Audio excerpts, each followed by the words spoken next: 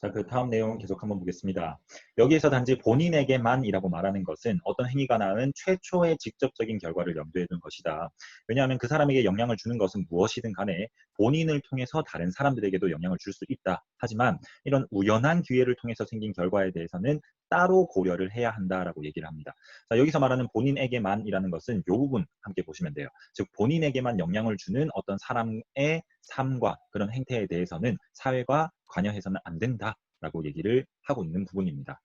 그 말은 뭐냐면 조금 과장을 해서 우리가 상황을 한번 만들어 보겠습니다. 자, A라는 사람이 잘 씻지를 않아요. 그래서 굉장히 몸에서 악취가 나는 사람이라고 가정을 해보겠습니다. 근데 이거는 이 사람의 그냥 자유이기 때문에 본인에게 이렇게 영향을 주는 행위이기 때문에 우리가 관여할 수가 없는 바다라고 자유를 보장해야 된다라고 가정을 할 수 있습니다. 근데 자, A라는 사람이 어느 날 길을 가고 있는데 이 B라는 사람이 자전거를 타고 있었어요.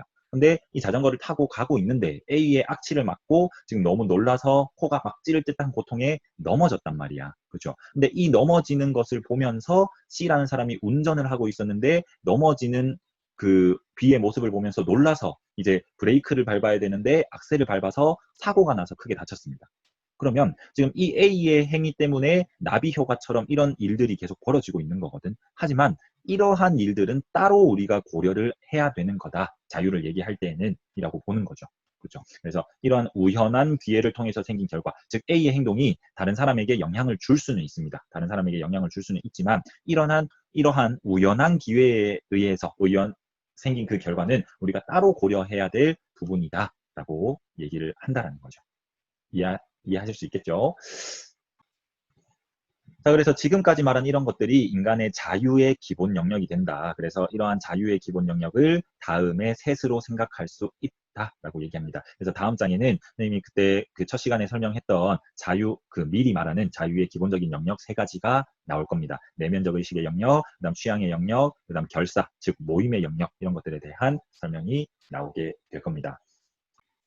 자, 그래서 지금까지 했던 거 간단하게 정리를 해보면, 자, 밀은 다수의 횡포에서부터 벗어나야 된다라고 얘기를 합니다. 우리 고대 사회가 아니라 민주사회에 들어오면서부터 다수의 횡포는 공권력을 통해서 행사되기도 하고, 관습이나 여론의 압력으로 개인의 영역을 침투하는 경우들이 굉장히 많더라. 그래서 다수의 횡포는 가공할 만한 힘을 발휘하는데, 밀은 이는 다수의 횡포가 개인의 사사로운 삶의 구석구석에 침투해서 마침내 개인의 영혼까지 통제한다. 즉, 자유를 침범한다라고 보고 있는 겁니다. 그래서 이 다수의 횡포로부터 우리가 벗어나서 개인의 자유를 이렇게 보장해 줘야 된다라고 얘기를 하는 거고, 그래서 이 자유론을 쓴 목적 및 배경에는 사회가 개인을 상대로 정당하게 행사할 수 있는 권력의 성질은 무엇이 있고 그다음 그 한계는 뭔지를 밝힌다. 우리 아까 그 첫 부분에서 봤던 그 내용입니다. 그렇죠? 나는 이 책에서 하는 그 부분에서 목적이 뚜렷하게 드러나 있습니다.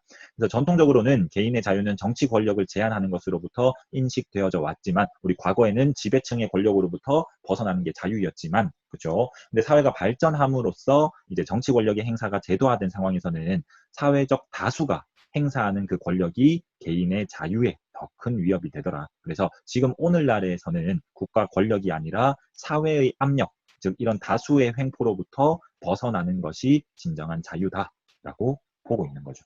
그렇죠?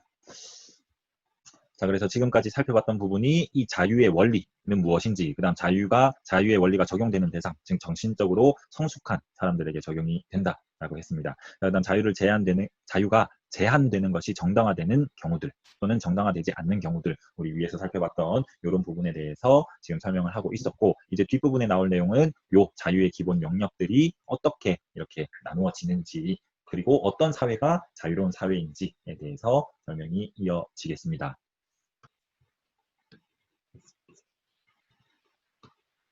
자, 다음 두 번째 내용, 둘째, 사람들은 자신의 기호를 즐기고 자기가 희망하는 것을 추구할 자유를 지녀야 한다. 즉 한마디로 설명하면 취향 존중이죠. 그렇죠. 우리가 취향 존중, 즉 취존이라고 하죠, 요새. 그래서 취존해줘야 된다. 각자의 개성에 맞게 자기의 삶을 설계하고 자기가 좋은 대로 살아갈 그런 자유를 누려야 한다. 이러한 일이 남에게 해를 주지 않는 한, 설령 다른 사람의 눈에 어리석거나 잘못되거나 틀린 일일지라도 이러한 이유로 간섭해서는 안 된다라고 얘기를 합니다.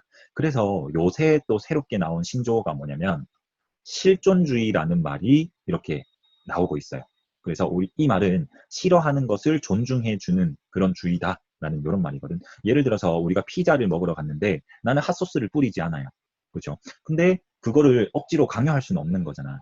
그죠? 그러면 나는 이거는 핫소스를 뿌리는 게 싫어라고 얘기하는 것을 그 다른 사람들이 쟤는 왜 저래? 이렇게 하는 게 아니라 그냥 그 싫은 기호를 존중해주는 주의다라고 보시면 되겠습니다. 그래서 이런 취향을 존중해주고 그다음 자신의 기호를 이렇게 보장해주기 위해서는 한마디로 일단 어떤 태도들이 있어야 되냐면 관용의 태도가 먼저 내재해 있어야 됩니다. 그렇죠. 내가 핫소스를 뿌리기 싫다는데 쟤는 진짜 피자 먹을 줄 모르네. 어리석게 피자를 먹네. 그러면서 강요해서는 절대 안 된다라는 거죠. 그렇죠. 우리는 관용의 태도로 저 친구는 저런 것을 싫어하는구나 라는 것을 이렇게 존중해 줄 수 있는 분위기가 만들어져야 되겠다라고 보시면 되겠습니다. 자, 그 다음 세 번째는 이러한 개인의 자유에서 이와 똑같은 원리를 적용받는 결사의 자유가 도출된다라고 얘기를 합니다. 그래서 다시 말하면 타인에게 해가 되지 않는 한 그리고 강제나 속임수에 의해서 억지로 끌려온 경우가 아니라면 모든 성인이 어떤 목적이든 간에 자유롭게 이렇게 모임을 결성할 수 있어야 되겠다라고 얘기를 하는 거죠. 그렇죠? 전제 조건은 있습니다. 타인에게 해가 되지 않아야 하고 그다음 억지로 이렇게 끌려 나오는 게 아니라면 모임은 뭐 와서 문학 모임을 하든 아니면은 뭐 다른 뭐 정치 얘기를 하든 등등 어떤 목적이든 간에 우리가 이렇게 자유를 보장해 줘야 된다라고 얘기를 하는 거죠. 자, 이제 끝이 보여갑니다. 밑에 한번 봅시다.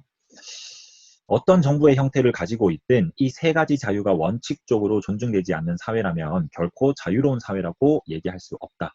이런 자유를 절대적으로, 그다음 무조건적으로 누릴 수 있어야 완벽하게 자유로운 사회라고 얘기할 수 있다라고 얘기하면서 미리 생각하는 자유로운 사회에 대한 조건이 나와 있습니다. 아까 위에 살펴봤던 이 세 가지의 기본 영역들을 지켜주고 보장해 줘야 된다라는 거죠. 자유 가운데서도 가장 소중하게 또 유일하게 자유라는 이름으로 불릴 수 있는 것은 다른 사람의 자유를 박탈하거나 자유를 얻기 위한 노력을 방해하지 않는 한 각자 자신이 원하는 대로 삶을 꾸려나가는 자유이다. 여러분들도 꼭 이런 삶을 살으셨으면 좋겠습니다. 누구의 눈치 보고 남들이 저거 한다고 해서 따라가는 그런 삶이 아니라 내가 좋아하는 것을 당당하게 얘기할 수 있고 그다음 내가 싫어하는 것도 당당하게 얘기해서 나 자신이 존중받을 수 있는 그런 삶을 여러분들이 꾸려 나가셨으면 좋겠습니다. 그렇게 하려면 나 또한 다른 사람의 어떤 취향과 그런 것들을 고려해주는 사람이 먼저 되어야 되겠죠. 그렇죠. 내가 너무 다수의 입장에서 그 친구의 어떤 자유나 그런 개성들을 짓밟고 있는 그런 사람은 아닐까라고 하는 반성을 한번 해보는 시간을 가지셨으면 좋겠습니다. 그래서 우리의 육체나 정신, 영혼의 건강을 보위하는 최고의 적임자는 누구인가? 바로 우리 자신이다. 라고 얘기를 합니다. 그래서 우리는 자신에게 도움이 된다고 생각하는 방향으로 자기 식대로 인생을 살아가다가 일이 잘못돼 고통을 당할 수도 있어요. 맞아요. 조언을 듣지 않고 내가 하고 싶은 대로 하다가 일이 잘못될 수도 있고 뭔가 고통을 받을 수도 있습니다. 하지만 그렇다 하더라도 설령 그런 결과를 맞이한다 하더라도 자신이 선택한 길을 가게 된다면 다른 사람이 좋다고 생각한 길을 억지로 끌려가는 것보다는 궁극적으로 더 많은 것을 얻게 된다. 인간은 바로 그런 존재이다. 라고 얘기를 합니다. 그래서 요 문구에 여러분들이 한번 좀 이렇게 의미를 부여하시고, 그죠? 그래서 나만의 인생을 꾸려가는 방법은 무엇일까? 끊임없이 고민하시면서 스스로 본인의 인생의 주인공이 되어서 자유롭게 본인이 원하는 삶, 이런 것들을 설계해 나갈 수 있는 우리 2학년 동성고 친구들이 되었으면 좋겠습니다. 자, 오늘도 수고하셨고, 우리는 다음 시간에 또 새로운 어떤 제재로 이렇게 인생을 진리를 탐구해가는 그런 고전 시간을 마련해 갔으면 좋겠습니다. 고생하셨습니다.